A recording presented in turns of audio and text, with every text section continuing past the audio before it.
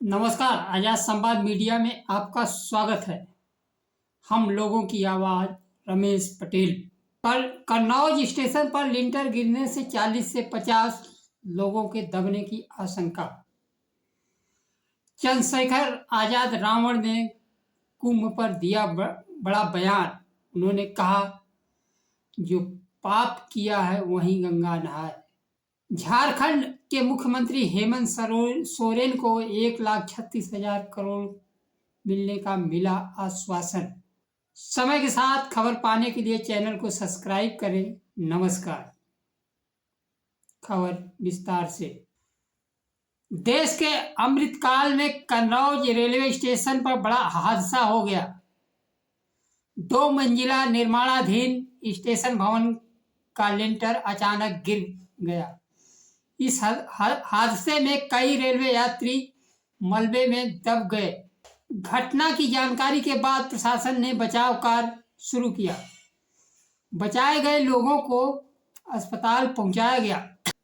Lintel उस समय अचानक गिर गया जब मजदूर काम करने में व्यस्त थे।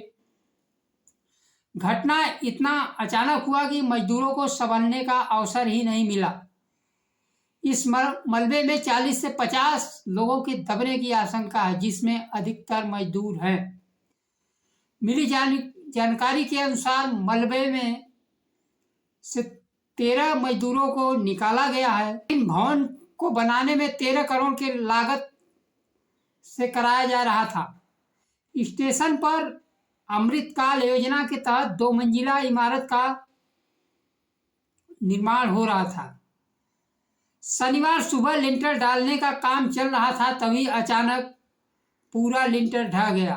मुख्यमंत्री योगी आदित्यनाथ ने हादसे को संज्ञान में लेते हुए अधिकारियों को मौके पर पहुंचकर राहत कार्य में बचाव और तेजी लाने का निर्देश दिया। निर्माण कार्य 1 वर्ष से चल रहा था। काम आशुतोष इंटरप्राइजेज को दिया गया था। ठेकेदार रामविलास राय काम करवा रहे थे। देश के अमृतकाल में यह निर्माण कार्य हो रहा था। यह तो जांच का विषय है कि निर्माण कार्य मानक के अनुरूप हो रहा था या नहीं। फिलहाल तो घायलों को बचाने की कार्य सर्वप्रथम है। उनको सुरक्षा हॉस्पिटल में भर्ती करना, इलाज की जरूरत प्रथम है। साथ ही उनको मुआवजा भी दिया जाए। यह भी जांच कराया जाए कि निर्माण कार्य मानक के अनुरूप हो रहा था कि नहीं। अमृतकाल में यह भ्रष्टाचार का मॉडल है। न खाऊंगा न खाने दूंगा, यह केवल नारा है। दूसरी खबर है, आजाद समाज पार्टी के नेता चंद्रशेखर रावण ने महाकुंभ मेले को लेकर बड़ा बयान दिया है। उन्होंने कहा, कुंभ में वही लोग नहाने जाते हैं जिन्होंने पाप किए हैं। चंद्रशेखर आजाद ने कहा, सरकार से रोजगार और बुनियादी सुविधाओं, मकान, रोटी, कपड़ा को लेकर सवाल पूछोगे तो सरकार के पास जवाब नहीं है। सरकार कहती है कि एक दिन में कुछ नहीं होता है। जिस विचारधारा की सरकार है, अपना काम कर रही है। जितना धन कुंभ मेले में खर्च किया जा रहा है, अगर उतना बेरोजगारों पर खर्च किया जाता, शिक्षा पर खर्च किया जाता, तो वैज्ञानिक सोच विकसित होती। लेकिन शिक्षा और रोजगार सरकार के लिस्ट में नहीं है। रोजगार देने का सरकार का सबसे बड़े साधन जो सरकारी संस्थान है, उसमें से दलितों पिछड़ों को नौकरी न मिल जाए, इसलिए उसको बेच दिया जा रहा है सीधे सीधे। और सारा काम ठेके के माध्यम से कराया जा रहा है। आज ठेके का ही एक उदाहरण कन्नौज से आ रहा है, जहाँ नव निर्माण लिंटर गिरने से 40-50 मजदूरों की दबने की आशंका है। सरकार अपना काम नहीं कर रही है। जो उसका काम मूलभूत है, रोटी, कपड़ा, मकान, शिक्षा और स्वास्थ्य, जो काम धर्म का है, वह काम सरकार कर रही है। धर्म अपना काम करे, सरकार अपना काम करे। सरकार अपना काम भूलकर धर्म का काम कर रही है। यही आज देश के सभी संस्थानों का है, चाहे न्यायपालिका हो, व्यवस्थापिका हो, कोई भी हो। हर लोग अपना काम छोड़ करके दूसरे का काम कर रहे हैं। किसान आंदोलन कर रहे हैं। 45-47 दिन से किसान नेता डल्लेवाल भूख हड़ताल पर हैं, लेकिन सरकार को वह जो उसका काम है वह नहीं दिखाई पड़ रहा है। और वही काम न्यायपालिका का आदेश निर्देश, किसानों की मांग केंद्र सरकार से है, न्यायपालिका आदेश निर्देश पंजाब सरकार को दे रही। हरियाणा सरकार रास्ता रोके हुए है। लोग ऐसा कर रहे हैं, वही आज गंगा स्नान करने जा रहे हैं। किसान मर रहे हैं, मजदूर मर रहे हैं, उनकी सुधि लेने वाला नहीं। कौन इनको मार रहा है? सरकार का काम होना चाहिए बुनियादी शिक्षा, स्वास्थ्य, रोजगार। चंद्रशेखर आजाद रावण ने तो यहाँ तक कहा, धर्म या भगवान से कहिए कि चीन को रोक दे। हाल फिलहाल के दिनों में चीन भारत के कितने अंदर आ गया, प्रधानमंत्री जी को स्वीकार करने की हिम्मत नहीं है। चीन आ गया है और बातचीत 21वां राउंड 22वां राउंड चल रहा है। नेहरू जी के समय में नेहरू जी ने हार को भरी सदन में स्वीकार किया कि नहीं, हम हार गए। कम से कम देश जाना तो। यहाँ वह स्थिति है कि चीन आ गया है, देश को पते नहीं। झूठ के महल पर चल रहा है। जब रोजगार शिक्षा की बात होगी तो लोग अपना भविष्य देखेंगे। भविष्य में चीन क्या कर रहा है उसको पूछेंगे। तो ये कुछ पूछा ही न जाए, कुंभ में हिंदू डुबकी लगाएगा कि मुस्लिम डुबकी लगाएगा, यह चर्चा का विषय है। सरकार कहती है कि एक दिन में कुछ नहीं होता है। जिस विचारधारा की सरकार है, हिंदू मुस्लिम विचारधारा की सरकार है, हिंदू मुस्लिम कर रही है। रोजगार शिक्षा के लिए तो आप सरकार चुने नहीं है, तो रोजगार शिक्षा कहाँ मिलेगी? सरकार अपना भी पाप धो लेती तो कुछ हो जाता। कोरोना काल में कितने लोग मरे, कितने लोगों को नौकरी से NSF, इनके लिए कोई स्नान करेगा? सरकार करेगी? नेतृत्वकर्ता नहाने जाएंगे? किसी ने पाप किए है तो कुंभ चला जाए, कोई बताता नहीं कि वह कौन सा पाप किया है। हम देश के उन लोगों के लिए लड़ रहे हैं जिन्होंने हजारों साल से जाति धर्म संप्रदाय के नाम पर वंचित रखा गया।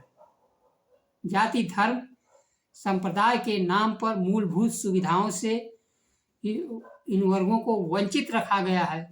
बुनियादी सुविधाएं के लिए हम लड़ रहे हैं। चंद्रशेखर रावण के बयान से संत समाज में आक्रोश है। संत चंद्रशेखर के बयान पर अपनी अपनी प्रतिक्रिया दे रहे हैं, लेकिन कोई भी समाज से में चंद्रशेखर द्वारा दिए गए मुद्दे को तरफ देखना नहीं चाहता है। देश की 90% जनसंख्या को मूलभूत सुविधाओं से दूर रखा गया है। अगर वह नौकरी के लिए जाता है तो NFS कर दिया जाता है। उसको 2 दिन के रोटी के लिए मोहताज 5 किलो अनाज पर कर दिया गया। पढ़ने न पाए इसलिए शिक्षा को महंगी कर दी गई है। और किसी प्रकार शिक्षा में पास कर जाता है तो इंटरव्यू में NFS हो जाता है। तमाम बाधाओं के बीच शिक्षा रोजगार जैसे मुद्दे पर सवाल पूछने पर ध्यान को भटकाने के लिए धर्म को आगे कर दिया जाता है। सरकार वैज्ञानिक सोच, रोजगार और शिक्षा देने में नाकाम है। कोई प्रतिभागी अगर अपने संसाधन से पहुंच जाता है तो उसे NFS कर दिया जाता है। हिंदू धर्म अपने धर्म को मानने वाले लोगों को ही ऊंच नीच के दृष्टि से देखता है। आजादी के इतने वर्षों बाद भी वंचित समाज को समान अवसर नहीं मिल पाया है।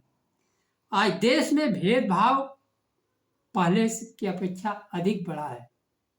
युवाओं के पास आगे बढ़ने का समान अवसर नहीं है, न के लिए समानता का व्यवहार भी नहीं होता है। देश विकास और प्रगति में शिक्षा और वैज्ञानिक सोच से शिक्षा व्यवस्था को खत्म करने का प्लान है। देश हजारों वर्ष तक गुलाम था जब लोगों को शिक्षा से वंचित रखा गया था।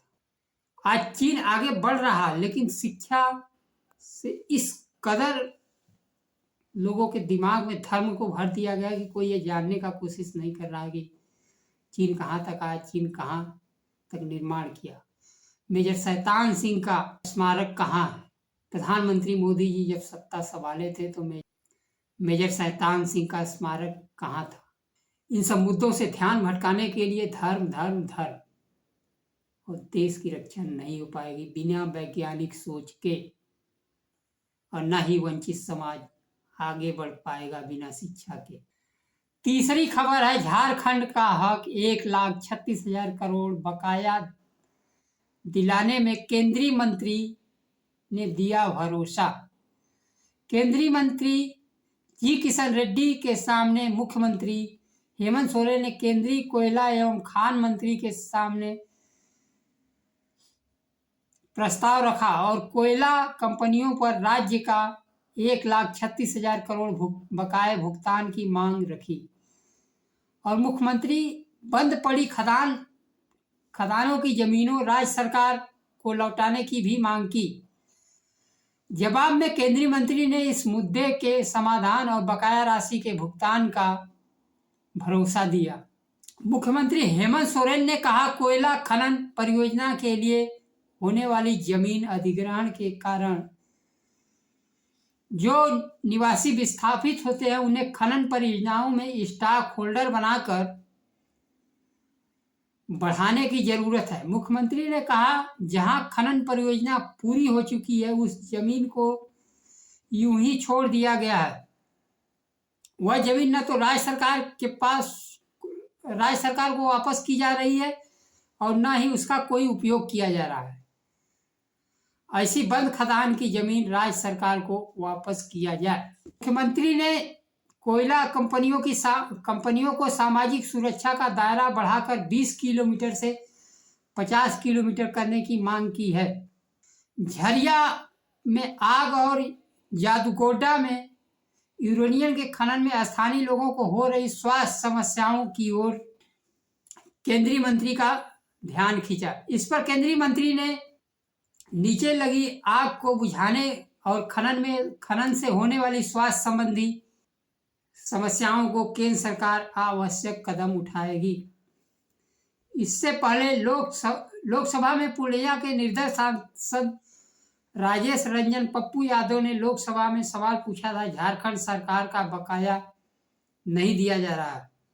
इस सवाल के जवाब में केंद्रीय वित्त राज्य मंत्री पंकज चौधरी ने संसद में कहा था, झारखंड सरकार का कोई राशि केंद्र के पास बकाया नहीं है। ध्यान देने यह बात है कि केंद्र की जितनी कंपनियां हैं, संस्थान हैं, उन्हीं के माध्यम से लेन देन हुआ है। तो केंद्र की कंपनियां भले वो हैं, केंद्र सरकार कंपनियां नहीं है, लेकिन एक तरह से जिम्मेदारी केंद्र सरकार की बनती है क्योंकि कंपनियां केंद्र सरकार की है, तो लेन देन कंपनियों से हुआ है। भुगतान झारखंड को वापस मिलना चाहिए। बकाया भुगतान को लेकर मुख्यमंत्री ने प्रधानमंत्री जी को भी पत्र लिखा था। कोयला कंपनियों पर बकाया 1,36,000 करोड़ भुगतान का अनुरोध प्रधानमंत्री जी से किया था।